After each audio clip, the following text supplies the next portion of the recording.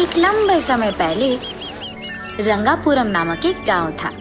उस गांव में रंगी और रमनी नामक दो सहेली रहते थे। वो दोनों एक ही गली के आमने सामने घरों में रहते थे। उन दोनों में रंगी बहुत अच्छी थी, सबसे बहुत अच्छी तरह से बात करती थी। अरे आई, कैसे हो आप? सब ठीक? सब ठीक ही है बेटा। अरे वाह, बोलो आज क्या पकाया आपने? कुछ नहीं बेटा। अरे ऐसे कैसे? ये लो, ये मूली लेकर आप कुछ बनाओ। मेरी प्यारी बेटी, शुक्रिया। 100 साल जियो बेटी। ऐसे वो सबसे अच्छी तरह से बात करते हुए मिलजुल के रहती थी। जितना था उतने में खुश रहकर सबकी मदद करते हुए रहती थी। और ऐसे ही उसको अपनी सहेली रमनी से भी बहुत लगाव था। लेकिन रमनी अपने आप को आईने में देखकर, आहा, इस सारी दुनिया में तुझसे बढ़कर कोई खूबसूरत नहीं है। इतनी सुंदरता की कोई भला प्रशंसा किए बिना कैसे रहे? तुम्हारी सुंदरता और चतुराई के आगे कोई खड़ा नहीं रह सकता। रमणी हमेशा उसके सुंदरता और चतुराई के बारे में सोचते हुए बहुत गर्व महसूस करती थी और उसी अहंकार से, हाँ, मेरे पास इतने पैसे और सुंदरता है, इसीलिए उस रंगी जैसे लड़कियां भी मेरे ही साथ दोस्ती करती है, वरना इस रंगी से मैं कब बात करती। हाँ, ऐसे सोचते हुए वो उसके घर के अंदर चली जाती है। रंगी के पिता को खेती में नुकसान होने के कारण उसके परिवार की आर्थिक स्थिति बदल जाती है। ये देख रंगी अपने आप में, मुझे कुछ करके पापा को सहारा देना होगा, ऐसे सोचती है। उसी दुखी में वो फलों का व्यापार करने की फैसला लेती है और तुरंत फलों की दुकान का इंतजाम करती है रंगी। रंगी के इस दृढ़ निश्चय का गवाह उसकी दुकान आकर उसके सहारा देने वाले ग्राहक थे। उस गांव के सारे लोग रंगी के पास ताजा फल खरीदते थे। खुशी के मारे रंगी अपने आप में, अगर मेरा व्यापार ऐसे ही कुछ और दिन चलते रहा तो मैं अपने पिता का सहायता कर पाऊंगी और हमारे सारे दुख दूर हो जाएंगे। और ऐसे रंगी की आर्थिक स्थिति बढ़ने लगती है और गांव वाले भी रंगी के अच्छाई के बारे में बात करने लगते हैं। रमणी गुस्से में, हाँ, ये रंगी यहाँ दुकान लगाकर सबको उसके जाल में फंसा रही है। अगर गांव के सारे लोग इसी की प्रशंसा करेंगे तो मेरा कौन करेगा? इसके दुकान को बंद ही करवाना होगा। जाकर ये मेरे ही घर के सामने दुकान लगाई है, अब इन सबको मेरी तरफ कैसे लाऊं? इसी फलों की दुकान के कारण ही ना ये सबको अपने जाल में लगाई है। अब मैं भी एक फलों का दुकान खोलूंगी। अब जरा मैं भी देखूं कि कौन उसके दुकान जाएगा। अब मेरी सुंदरता की ओर आकर्षित होकर सब मेरे ही दुकान आएंगे। अरे वाह रमनी, तुम तो कितनी होशियार हो, ऐसे सोचती है। अगले दिन उसके फैसले के मुताबिक ही उसके घर के सामने दुकान खोलती है रमणी। पहले से ही अमीर होने के कारण वो शहर से बहुत अलग तरीके के और अन्य प्रकार के फलों को वितरण करवा के दुकान में बेचने लगती है। और बस गांव के सारे लोग रमणी के पास मिल रहे अनेक प्रकार के फलों को खरीदने जाते हैं। रमणी, तुम्हारी सुंदरता की तो तुलना नहीं है। तुम्हारे कारण ये फलों का दुकान भी सुंदर दिखने लग रहा है, और तो और ये होशियार भी है, इसीलिए इतने प्रकार के फलों को यहाँ ले आई है। इस फलों के बीच में तोते की तरह प्यारी लग रही हो बेटी, मेरा ही नजर लगने वाला है तुझे। ऐसे आए हुए सारे ग्राहक उसकी सुंदरता की प्रशंसा करते हुए और उसके दुकान में अन्य प्रकार के फलों के बारे में बात करते हुए रहते थे।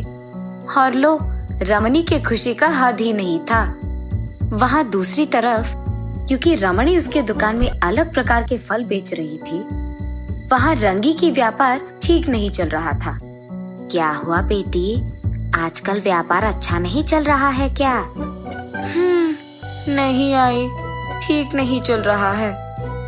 तुम्हारी सहेली नहीं है? अरे वही रमणी, जब से वो दुकान खोल बैठी है, कोई तुम्हारे दुकान नहीं आ रहा। उसने जानबूझकर दुकान लगाया, वरना उसकी जिंदगी में क्या कमी है? अरे नहीं नहीं आई, ऐसा कुछ नहीं है। अमीर होने के बावजूद वो खुद अपने पैरों पे खड़ा होना चाहती है। ये तो अच्छा लक्षण है ना। ऐसे रंगी उसकी सहेली रमणी के बारे में खुश होकर कोई भेदभाव के बिना अपनी सहेली का अच्छा चाहती है। ऐसे कुछ समय बीत जाता है। धीरे धीरे रंगी और रमणी दोनों का व्यापार अच्छा नहीं चलने लगता है। इसी कारण दोनों के दोनों निराश होकर उनके अपने दुकानों में बैठे रहते हैं।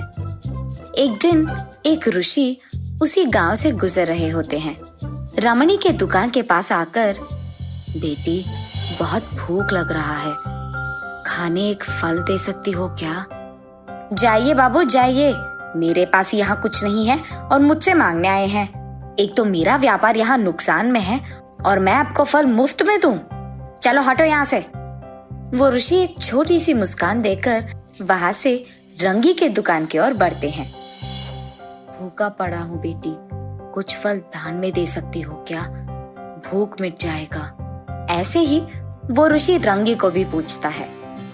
अरे रे स्वामी जी, इतना पूछने की क्या जरूरत है, आइए यहाँ बैठिए। ये कहकर वो उस ऋषि को उसके घर के पास बिठाकर कुछ फलों को काटकर उन्हें देती है।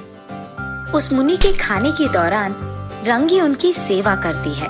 उनके खाने के बाद वो मुनि वहाँ से चल बसते हैं।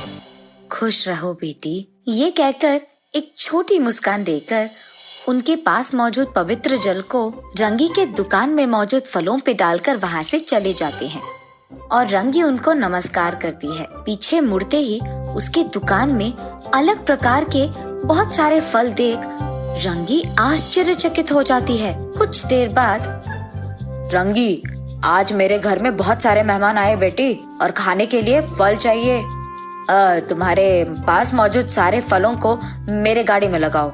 ये सुनकर रंगी बहुत खुश होती है। शायद मेरी सुनकर वो भगवान ही ऋषि के अवतार में आकर मेरी सहायता कर रहे हैं। ये कहकर वो आसमान की ओर देखकर भगवान की शुक्रिया अदा करती है।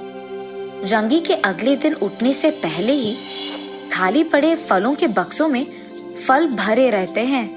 ये देख रंगी को समझ में ही नहीं आता कि वो सपना है या सच। कुछ ही दिनों में रंगी का व्यापार बहुत लाभ पाता है।